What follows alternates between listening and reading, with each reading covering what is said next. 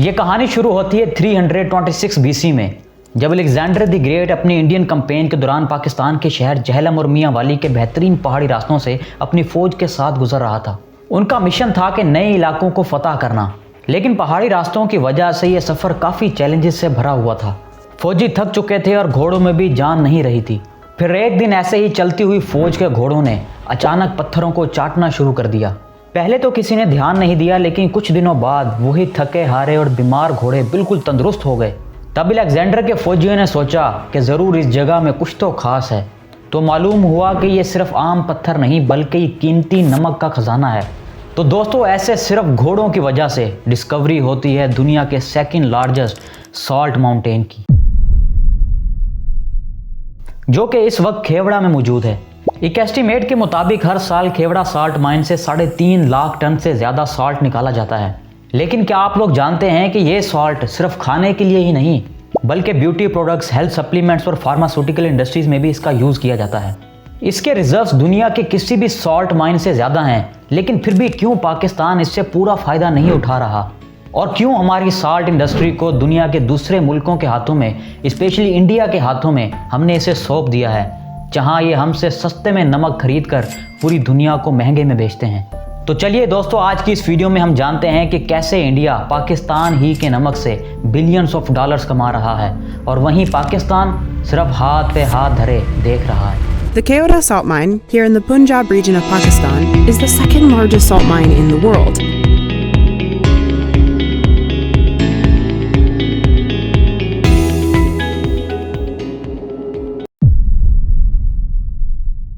Alexander से हुई घोड़ों की डिस्कवरी के बाद हमें आज तक ये नहीं पता चल सका कि आखिर इस सॉल्ट की माइनिंग कब स्टार्ट की गई। मगर मुगल्स दौर के दौरान 16वीं सदी में ये इलाका नॉर्दर्न हिंदुस्तान और पाकिस्तान का अहम हिस्सा बन चुका था। मुगल्स की हुकूमत इस रीजन में काफ़ी मजबूत थी, और ये भी कहा जाता है कि उस दौर में माइनिंग ऑर्गेनाइज सबसे पहले की गई थी। ये माइन यहाँ के रहने वाले कबीले, जो अक्सर जंजुआ राजपूत कहलाते थे, उनके कब्जे में थी। तो माना जाता है कि जंजुआ राजपूत लोगों ने ही शायद 13वीं सदी में यहाँ सॉल्ट माइनिंग का आगाज़ किया होगा। लेकिन मुगल्स ने इस एरिया को अपने कंट्रोल में लेकर इस माइनिंग को और ज़्यादा ऑर्गेनाइज किया। फिर 19वीं सदी के स्टार्टिंग तक मुगल एम्पायर का जवाल हो चुका था। सिख एम्पायर महाराजा रंजीत सिंह की लीडरशिप में पंजाब और इस रीजन में मजबूत हुकूमत बनाने में कामयाब हुई। सिख दौर में भी माइनिंग का काम और ज़्यादा तेज़ी से शुरू हुआ और केवड़ा साल्ट माइन को रेगुलेट करना शुरू किया गया।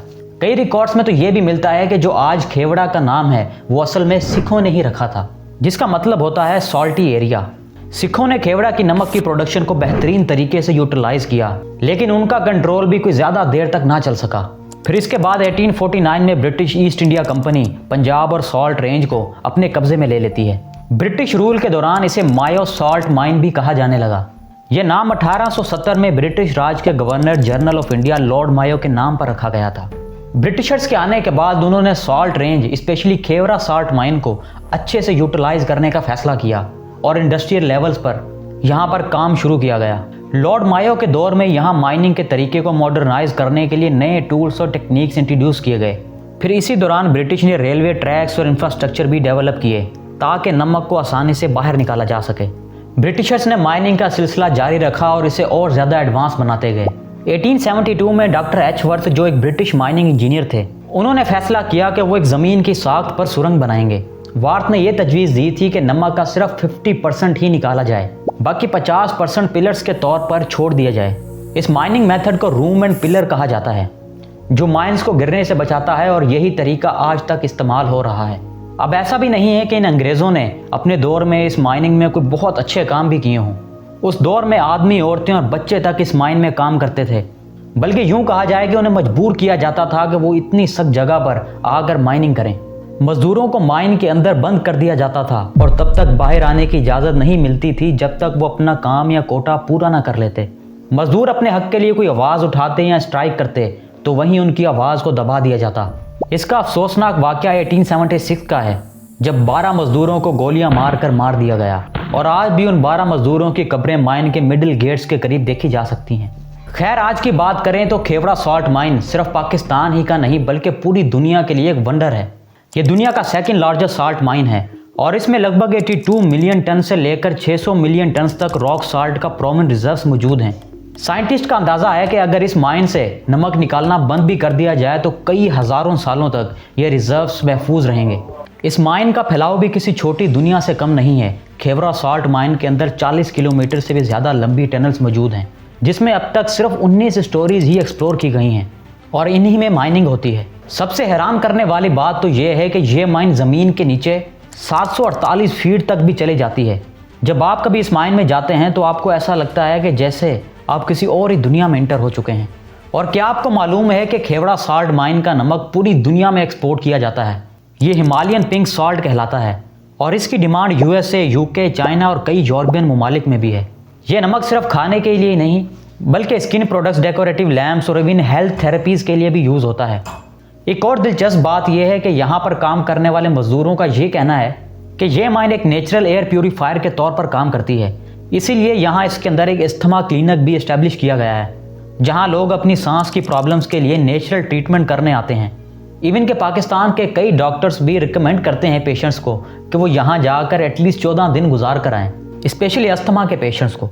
फिर इसके अलावा खेवड़ा माइन का डिज़ाइन भी किसी आर्किटेक्ट का कमाल लगता है। यहाँ नमक की ईंटों से बनाई गई मस्जिद, मीनार पाकिस्तान और जिना ऑडिटोरियम भी मौजूद हैं। यही वजह है कि यहाँ हर साल 2.5 लाख से भी ज़्यादा टूरिस्ट आते हैं। अब जब हम खेवड़ा सॉल्ट माइन की बात कर ही रहे हैं तो इसको ग्लोबल सॉल्ट इंडस्ट्री के कॉन्टेक्स्ट में समझना भी बहुत ज़रूरी है। दुनिया की सॉल्ट इंडस्ट्री हर साल तकरीबन $30 बिलियन के आसपास की वैल्यू रखती है। ये एक बहुत बड़ा और ग्रोइंग मार्केट है जो ना सिर्फ फूड इंडस्ट्री बल्कि केमिकल प्रोसेसिंग, वाटर ट्रीटमेंट और हेल्थ एंड वेलनेस प्रोडक्ट्स के लिए भी सॉल्ट का यूज़ करती है। लेकिन पाकिस्तान अपने इतने ज़्यादा वास्ट रिजर्व रखने के बावजूद भी दुनिया के सॉल्ट मार्केट में सिर्फ 1 से 2% ही कंट्रीब्यूशन देता है। हालांकि आज अगर देखा जाए तो हिमालयन पिंक सॉल्ट की डिमांड पूरी दुनिया में बहुत ज़्यादा है। हिमालयन पिंक सॉल्ट जो कि खेवड़ा सॉल्ट माइन से भी निकाला जाता है, दुनिया के कुछ सबसे बड़ी रिटेल चेन्स और ऑनलाइन प्लेटफॉर्म जैसे अमेज़ॉन पर भी अवेलेबल है। लेकिन अब तक पाकिस्तान इस मार्केट का कोई बहुत बड़ा हिस्सा नहीं ले पाई। दुनिया के सॉल्ट इंडस्ट्री में सबसे ज़्यादा प्रोडक्शन और एक्सपोर्ट चाइना और यूएसए से होता है, जहाँ के सॉल्ट्स इंडस्ट्रियल यूज़ के लिए मोस्टली निकाले जाते हैं। लेकिन पाकिस्तान जो कि एक सॉल्ट का पावर हाउस है, वो कभी भी उस लेवल तक आकर नहीं पहुंचा। हम बाकी दुनिया के कंपैरिजन में बहुत पीछे हैं। और आप शायद ये भी जानकर हैरान होंगे कि हिंदुस्तान पाकिस्तान से हिमालयन पिंक सॉल्ट बहुत ही कम कीमत पर इंपोर्ट कर रहा है। कुछ रिपोर्ट्स की माने तो इंडिया पाकिस्तान से सिर्फ 25 पैसा पर केजी के हिसाब से नमक को खरीदता है और फिर उसे यूरोपियन कंट्रीज़ में 20 यूरो पर केजी के हिसाब तक बेचता है।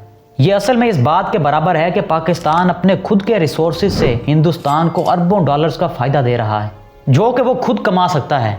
लेकिन यहाँ सवाल ये पैदा होता है कि आखिर इतनी कम कीमत में पाकिस्तान इंडिया को नमक क्यों सप्लाई कर रहा है।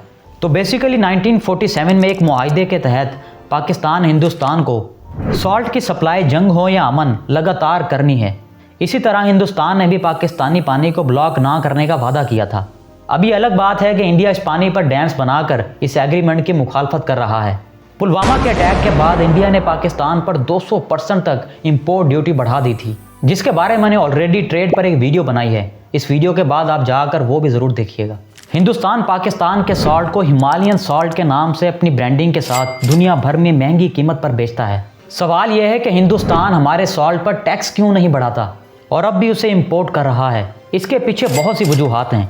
पहली बात, खेवड़ा के मशहूर सॉल्ट की ये खासियत है कि ये दुनिया के शफाफ और महंगे सॉल्ट्स में से एक है। इसे पिंक गोल्ड भी कहा जाता है। 2016 में हिंदुस्तान ने पाकिस्तान से 625 metric ton of pink salt सिर्फ 2.98 रुपीज़ पर केजी के हिसाब से खरीदा और फिर उसे Korea, USA, UAE, Canada, Somalia और स्पेन में 125 रुपीज़ पर केजी के एवरेज से अपनी रैपिंग और प्रोडक्ट्स नाम के साथ एक्सपोर्ट किया। इसके अलावा हिंदुस्तान हमारे ही सॉल्ट से कई और चीज़ें भी बनाता है और फिर उन्हें दुनिया भर में महंगी कीमत पर बेचता है। और आप शायद जानकर हैरान हो कि इसराइल और फ्रांस भी हमारे नमक को अपने नाम के साथ बेचता है। 2018 में मिनिस्ट्री ऑफ कॉमर्स के मुताबिक खेवड़ा सॉल्ट माइन से तकरीबन 3,90,000 टन सॉल्ट निकाला गया। इसके रिजर्व्स का अंदाज़ा 82 मिलियन टन से 600 मिलियन तक लगाया गया है, जैसा कि मैंने आपको वीडियो के स्टार्ट में भी बताया। इसी रफ्तार को अगर देखा जाए तो साइंटिस्ट कहते हैं कि अगले 350 सालों तक यहाँ से आराम से सॉल्ट निकाला जा सकता है। यानी कि इतना ज़्यादा रिजर्व्स मौजूद हैं पाकिस्तान के खेवड़ा सॉल्ट माइन में। अगर हम सिर्फ अपनी सॉल्ट इंडस्ट्री को ही बेहतर कर लें और कुछ रूल्स एंड रेगुलेशंस को अप्लाई करें तो इसी से हम अरबों डॉलर्स तक कमा सकते हैं।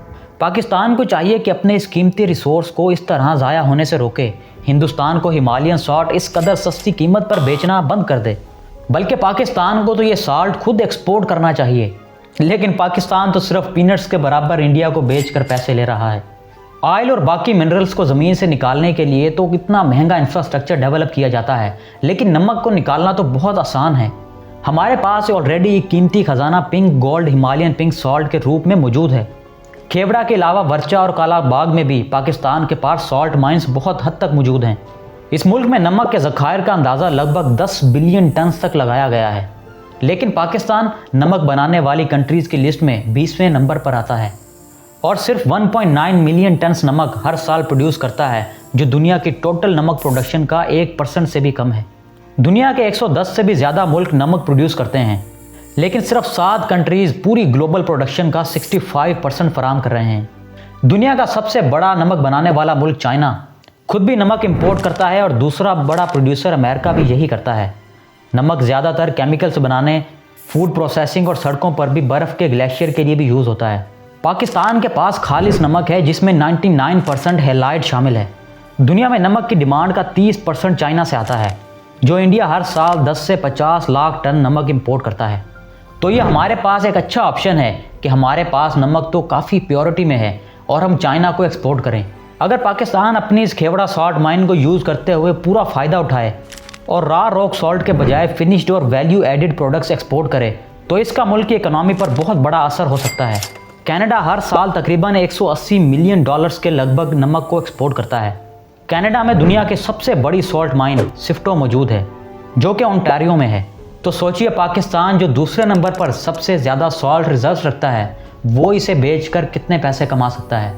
इंडिया हर साल लगभग 129 मिलियन डॉलर्स के नमक एक्सपोर्ट करता है और दुनिया के टॉप नमक बनाने वाले मुल्कों में शामिल है।